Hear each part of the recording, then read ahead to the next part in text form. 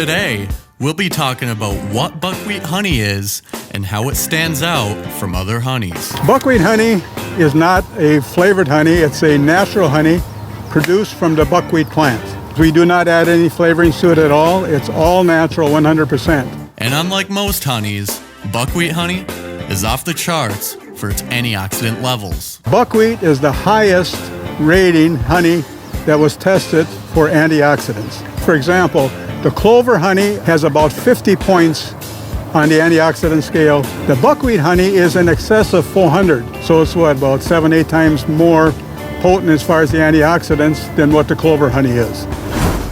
And buckwheat honey has got a very heavy flavor to it, almost like molasses. All natural. We don't do anything to it other than harvest it just like you would any other honey.